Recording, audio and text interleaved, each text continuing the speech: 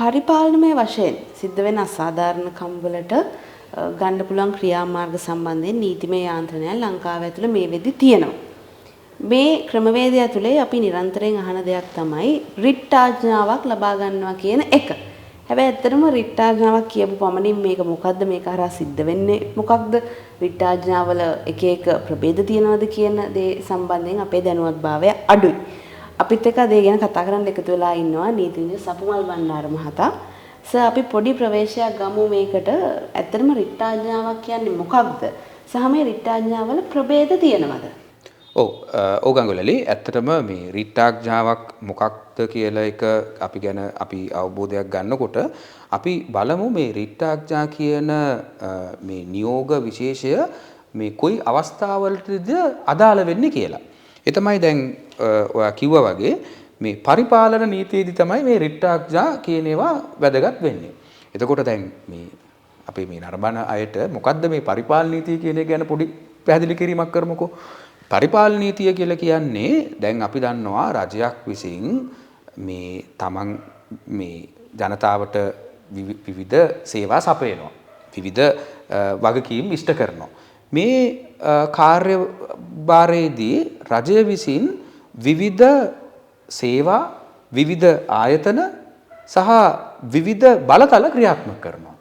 ඒ කියන්නේ අපි ගත්තොත් එහෙම රජය විසින් ජනතාවට සපයන සියලුම යුතුයකම් වගකීම් සේවාවන් වල පාලනයක් තියෙනවා.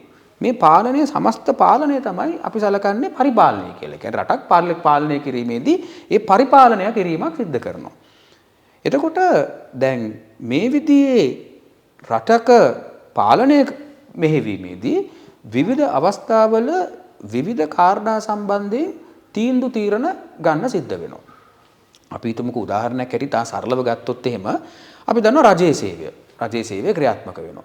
මේ රජයේ සේවය ක්‍රියාත්මක වෙනකොට මේ රජයේ සේවකයන් සම්බන්ධයෙන් විවිධ පරිපාලනමය තීන්දුව తీරන ගන්න වෙනවා. එතකොට රජයේ සේවකයෙක් සේවය කරනකොට ඔහුගේ පත් කිරීම, ඔහුගේ ස්ථානමාරු කිරීම, ඔහුගේ උසස් කිරීම, ඔහුගේ විනය පාලනය සහ සේවයෙන් ඉවත් කිරීම මේ වගේ කාරණා සම්බන්ධයෙන් විවිධ පාලන බලතල පරිපාලන බලතල රජය විසින් ක්‍රියාත්මක කරනවා. ඒ වගේම ඒ රජයේ සේවයෙන් සේවයක් ලබන මහජනතාවටත් අයිතිවාසිකම් සමූහයක් තියෙනවා. එතකොට ඒ රජයේ සේවයෙන් සේවය ලබන මහජනතාවට නීත්‍යානුකූලව, ඒ කියන්නේ නීතියට අනුකූලව, සමානාත්මතාවයට අනුකූලව, සාධාරණ ලෙස, යුක්ති සහගත ලෙස ඒ රජයේ සේවය ලබා ගන්න අයිතිවාසිකම් තියෙනවා. එතකොට මේ රජයේ සේවය මේ විදියට ලබන මහජනතාවට ඒ රජයේ සේවයේ ඒ පරිපාලන ක්‍රියාදාමයේ තුල යම්කිසි අසාධාරණයකට ලක් වුණා නම් එහෙම නැත්නම් යම්කිසි අයුක්තියකට ලක් වුණා නම් ඒ අයට ගන්න පුළුවන් ප්‍රතිකර්මයක් තමයි මේ පරිපාලන නීතියේ හඳුන්ලා දීලා තියෙන රිට් ආඥා කියන්නේ. එතකොට අපි හිතමුකෝ උදාහරණයක් හැටියට මේ රිට් ආඥා යෙදෙන එක අවස්ථාවක් මම සරලව උදාහරණයක් හැටියට ගන්නම්. ඒ තමයි දැන් රජයේ ඉඩම් තියෙනවා ඔබ දන්නවනේ. එතකොට මේ රජයට අයිති ඉඩම් තියෙනවා. මේ රජයට අයිති ඉඩම් රජය විසින් මහජනතාවට මේ විවිධ ක්‍රමවලට බැහැර කරනවා. ඉඩම් සංවර්ධනය කිරීමේ ආඥා පනත හරහා එක්ක බලපත්‍රයක් මගින් නැත්නම් ප්‍රධාන පත්‍රයක් මගින් ජනතාවට මේ ඉඩකඩම් ලබා දෙනවා. Crown Lands Ordinance ඒ කියන්නේ රජයේ ඉඩම් ආඥා පනත හරහා යම් ඉඩම් ජනතාවට බදු පදනම මත එහෙම නැත්නම් ප්‍රධාන පත්‍ර පදනම මත ලබා දෙන්න රජයට පුළුවන්. එතකොට මේ ක්‍රියාව මේ පරිපාලන ක්‍රියාවක්. මේ ක්‍රියාව සිද්ධ වෙනකොට විවිධ පුද්ගලයන්ට සමහර අවස්ථාවලදී අසාධාරණකම් අයුක්ති සහගත සිදුවීම් සිදු වෙන්න පුළුවන්. උදාහරණයක් හැටියට හිතන්නකෝ නීතියට අනුකූලව යම් බලපත්‍රයක් ලබා ගන්න කෙනෙකුට ඒ බලපත්‍රය ලබා ගන්නට යාමේදී එක්කෝ ඒ රජ නිලධාරීන් මේ බලපත්‍රය ලබා දෙන්නේ නැහැ. ඒ ලබා දීම චේතනාන්විතව ප්‍රමාද කරනවා. එහෙම නැත්නම් වැරදි පුද්ගලයෙකුට ඒ බලපත්‍රයේ හරි ඒ ප්‍රධාන පත්‍රයේ හරි ලබා දෙනවා. ඒකට මේ වගේ අවස්ථාවලට මුහුණ දෙන්න සිද්ධ වෙනවා.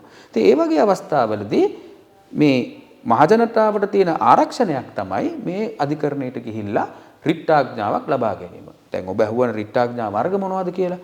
එක රිට් ආඥා වර්ගයක් තමයි සර්සියුරාරි කියන රිට් ආඥා වර්ගය. ඒ සර්සියුරාරි කියන රිට් ආඥා වර්ගයේදී වෙන්නේ යම් පරිපාලන නිලධාරියෙක් හෝ පරිපාලන ආයතනයක් විසින් වැරදි සහගත තීරණයක් අරගත්තොත් ඒ වැරදි සහගත තීරණය අයින් කරන්න තමයි සර්සියුරාරි කියන රිට් ආඥාව ගන්න. ඒ කියන්නේ සරලව කිව්වොත් එහෙම අපේ නරඹන අයට ඒ පරිපාලන ආයතනය විසින් දුන්න තීරණේ වැරදි. ඒ අය අර බලපත්‍රය දීලා තියෙන්නේ හරි කෙනාට නෙමෙයි වැරදි කෙනාට. එතකොට බලපත්‍රය ලබා දීමේදී ඒ බලපත්‍රයේ ඉල්ලා සිටින නැත්නම් බලපත්‍රයේ ඉල්ලන හැමෝකටම ගෙන්නලා විමර්ශනයක් පවත්වන්න නැතුව තමයි මේ බලපත්‍ර දීලා තියෙන්නේ. ඒතකොට ඒ තීරණේ වැරදි. ඒ වගේ වැරදි සහගත තීරණයක් අයින් කරන්න තමයි මේ සර්සියුරාරි කියන රිට් ආඥාව දෙන්නේ. ඊළඟට ඒ වගේම තව රිට් ආඥා වර්ගයක් තියෙනවා මැන්ඩාමස් කියලා. ඒ මැන්ඩාමස් කියන රිට් ආඥාව දෙන්නේ යම්කිසි පරිපාලන නිලධාරියෙක් එයාට ව්‍යවස්ථාපිතව යම් බලයක් හිමි වෙලා තියෙනවා යම් මහජන ක්‍රියාවක් කරන්න. එයාට මහජන යුතුයකමක් අපි මේකට කියනවා පබ්ලික් ඩියුටි එකක් කියලා. ඒතර මහජන යුතුයකමක් තියෙනවා කරන්න. නමුත් එයා එක්කෝ ඒ මහජන යුතුයකම ඉෂ්ට කිරීම චේතනාන්විතව පැහැර හරිනවා. එහෙම නැත්නම් ප්‍රතික්ෂේප කරනවා. මේ පැහැර හැරීමයි ප්‍රතික්ෂේප කිරීමයි දෙකක්. ඒකට ප්‍රතික්ෂේප කිරීමක් හෝ පැහැර හැරීමක් සිද්ධ වෙනවා නම් ඒ අවස්ථාවේදී ඒ අදාළ නිලධාරියාට ඒ අදාළ මහජන යුතුයකම ඉෂ්ට කරන්න කියලා බල කරලා ගන්න රිට් ආඥාවට තමයි මැන්ඩාමස් රිට් ආඥාව කියලා කියන්නේ. ඒ වගේම තව රිට් ආඥා වර්ගයක් තියෙනවා ප්‍රොහිබිෂන් රිට් ආඥාව කියලා. ඒ ප්‍රොහිබිෂන් රිට් ආඥාව ගන්නේ යම්කිසි පරිපාලන නිලධාරියෙක් හෝ පරිපාලන අධිකාරියක් හෝ යම් දෝෂ සහගත තීන්දුවක් තීරණයක් ගන්න පෙර අපිට අධිකරණයට ගිහිල්ලා ඒ දෝෂ සහගත තීන්දුව හෝ තීරණය ගන්න එක වළක්වලා තහනම් කරලා ගන්න පුළුවන් රිට් ආඥාවට තමයි ප්‍රොහිබිෂන් රිට් ආඥාව කියලා කියන්නේ. දෝෂ සහගත නැත්නම් වැරදි තීන්දුවක් ගත්තට පස්සේ ඒ තීන්දුව ඉවත් කරන්න යනවා නම් සර්සියුරාරි කියන රිට් ආඥාවෙන් යන්න ඕනේ. හැබැයි අපි දැනවත් වෙනවා නම් දැන් දෝෂ සහගත තීන්දුවක් අරගන්න යන්නේ. තාම අරගෙන නැහැ. අන්න ඒ වගේ වෙලාවට පුළුවන් ඒ තීන්දුව ගන්න එක වළක්වන්න ප්‍රොහිබිෂන් කියන රිට් ආඥාව හරහා පුළුවන්. ඒ වගේම තවත් රිට් ආඥාවක් තියෙනවා කෝවරන්ටෝ කියලා. ඒ කෝවරන්ටෝ කියන රිට් ආඥාව අරගන්නේ යම්කිසි මහජන ධූරයකට යම් මේ රජයේ තනතුරකට වෙන්න පුළුවන් සුදුසුකම් නැති කෙනෙක් ඒ අදාළ ධූරය දරන්න සුදුසුකම් නැති කෙනෙක්පත් වුණොත් ඒ තැනැත්තාව ඒ මහජන ධූරයෙන් ඉවත් කරන්න සුදුසුකම් නැතුව මහජන ධූරයකටපත් වෙච්ච තැනැත්තාව එතනින් ඉවත් කරන්න ගන්න රිට් ආඥාවට තමයි මේ කෝවරන්ටෝ කියන රිට් ආඥාව කියන්නේ. ඊළඟට තව රිට් ආඥා වර්ගයක් තියෙනවා ප්‍රෙසිඩෙන්ඩෝ කියලා. ඇත්තට මේ ප්‍රෙසිඩෙන්ඩෝ කියන රිට් ආඥාව භාවිතා කරන්නේ අධිකරණ නිලධාරීන්ට විරුද්ධව. එතකොට අධිකරණ නිලධාරියෙක් විසින් යම් කටයුත්තක් අධිකරණමය වශයෙන්, ඒ කියන්නේ නීතිය නියම කරලා තියෙන කාර්යපටිපාටිය අනුව අධිකරණමය වශයෙන් එයා කරන්නේ නැත්නම් ඒ ක්‍රියාව අධිකරණමය වශයෙන් කරන්න කියලා බල කරලා ගන්න නියෝගයට තමයි ප්‍රෙසිඩෙන්ඩෝ රිට් ආඥාව කියන්නේ. මේක අර මැන්ඩාමස් එකට සමානයි. වෙනස තියෙන්නේ මැන්ඩාමස් එක කියන්නේ සාමාන්‍ය රජ සේවයකට විරුද්ධව ප්‍රෙසිඩෙන්ඩෝ රිට් ආඥාව ගන්නේ අධිකරණ නිලධාරීවරයෙකුට විරුද්ධව. සහ තව හබෑස් කෝපස් කියන රිට් ආඥා වර්ගයක් ලංකාවේ ආණ්ඩුක්‍රම ව්‍යවස්ථාවෙන් අඳුරගෙන තියෙනවා. ඒ කියන්නේ යම්කිසි කෙනෙක්ව නීත්‍යානුකූල නොවන ආකාරයකට රඳවා තබාගෙන තිබෙනවා නම් ඒ තැනැත්තාව අධිකරණයට ඉදිරිපත් කරන්න කියලා බල කරලා දෙන හබෑස් කෝපස් කියන රිට් ආඥා වර්ගයක් ලංකාවේ ආණ්ඩුක්‍රම ව්‍යවස්ථාවේ අඳුරගෙන තියෙනවා. එතකොට මේ කියපු රිට් ආඥා වර්ග අපිට ගන්න පුළුවන් කොයි වගේ අධිකරණ වලින්ද? මූලික වශයෙන්ම ආණ්ඩුක්‍රම ව්‍යවස්ථානුව රිට් ආඥා අධිකරණ බලය මූලිකවම තියෙන්නේ ශ්‍රේෂ්ඨ අභියාචන අධිකරණයට. ඒකයි ගමුව. ආණ්ඩුක්‍රම ව්‍යවස්ථාව අනුව මේ රිට් ආඥා පිළිබඳව ප්‍රධාන වශයෙන්ම අධිකරණ බලය තියෙන්නේ අභියාචන අධිකරණයට.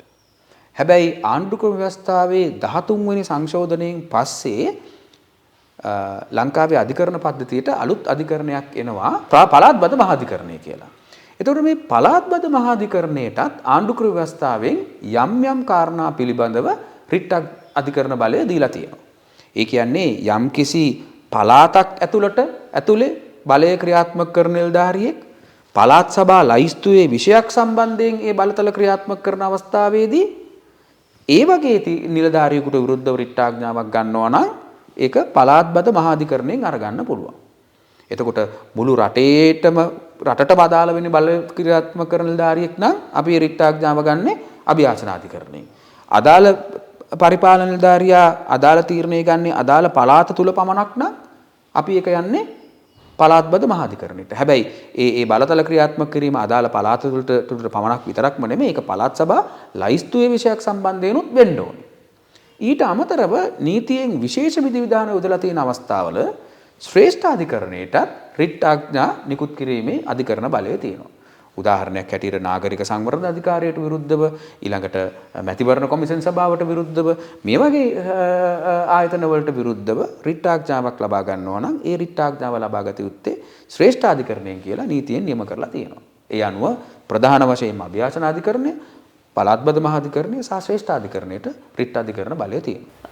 අපි කතා කරපු දේවල් වලින් පැහැදිලි වෙන දෙයක් තමයි රිට් ආඥාවක් කියන්නේ අධිකරණ ආඥාවකට සමාන වෙන දෙයක්.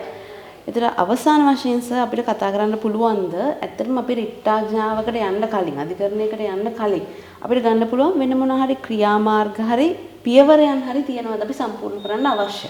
ඔව් ඒක බොහොම වැදගත්. මොකද රිට් ආඥා නිකුත් කිරීම පිළිබඳ නීතියේදී මේක ආණ්ඩුක්‍රම ව්‍යවස්ථාවේ නෙමෙයි කියලා තියෙන්නේ මේ තීරණය වෙච්ච නඩු තීන්දුව වලින් සහ මේ පාඨ ග්‍රන්ථවල කියලා තියෙන එක අවශ්‍යතාවයක් තමයි රිට් අධිකරණ බලය ක්‍රියාත්මක කරනවා නම් වෙනත් විකල්ප සහන නොතිබිය යුතුයි කියලා.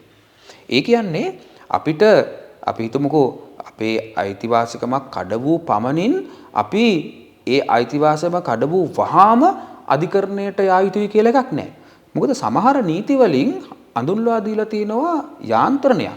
යම් කිසි නිලධාරියෙක්ගේ අතින් යම් පරිපාලනමය දෝෂ සහගත තීරණයක් අරගත්තොත් එහෙම නැත්නම් නොකර හැරීමක් සිද්ධ වුණොත් ඒ සම්බන්ධයෙන් ඊට ඉහළ ස්තරයකට අභියාචනා කිරීමේ හැකියාව යම් ඉල්ලීමක් කිරීමේ හැකියාව තියෙනවා.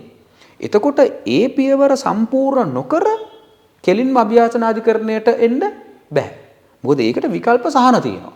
එතකොට සමහර අවස්ථාවලදී සමහර පරිපාලන තීරණ සම්බන්ධයෙන් තියෙන සහනය ඒ අදාළ ආයතනය තුලම ඒ ආයතනයේම ඉහළ නිලධාරියෙකුට අභියාචනයක් කිරීම වෙන්න පුළුවන්.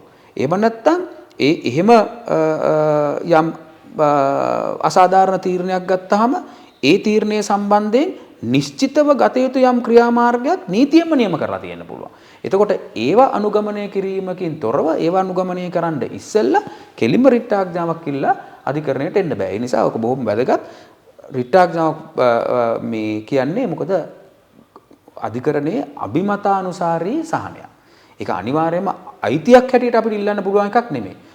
අධිකරණයට අවස්ථාව තියෙනවා. ඒ අවස්ථානුගත කරුණු නීතිමය තත්වයන් පිළිබඳව මනවින් අධ්‍යයනය කරලා අධිකරණයේ අභිමතය අනුව තමයි රිට් ආඥා නිකුත් කරන්නේ. ඒ නිසා ඒ අධිකරණයට එන්න ඉස්සෙල්ලා වෙනත් සම්පූර්ණ කරන්න ඕන යම් පරිපාලනමය ක්‍රියාමාර්ග තියෙනවා නම් ඒවා අරගත්තට පස්සේ තමයි රිට් ආඥාවක් පිළිබඳව ඉල්ලීම ගරු අධිකරණයට කරන්න ඕන. මේ කතාබහත් එක්ක අපිට පැහැදිලි වෙනවා රිට් ආඥාවක් හරහා අපිට පරිපාලනමය වශයෙන් වුණු ක්‍රියාදාමයක් නිවැරදි කරන්න එහෙම නැත්නම් වෙන්නට සිදුවෙන පරිපාලනමය ක්‍රියාදාමයක් මැඩපවත්වන්න හැකියාව තියෙනවා කියන එක. හැබැයි ඒකම අපි හැමෝම සිහි තබා ගත යුතු දෙයක් තමයි රිට් ආඥාවකට අධිකරණයට යන්න කලින් ගත යුතු පියවර අපි සම්පූර්ණ කරලා ඒ ටික වෙන්නේ නැත්තම් අපිට අධිකරණයට යන්න පුළුවන් කියන දේ. එතකොට රිට් ආඥාවකින් ගන්න පුළුවන් සහන පුරවැසියෙක් හැටියට ලබාගත හැකි අවස්ථා මොනවාද කියලා හොඳ අවබෝධයක් ඔබට ලැබෙන්න ඇති කියලා මම විශ්වාස කරනවා. බොහොම ස්තුතියි. බොහොම ස්තුතියි.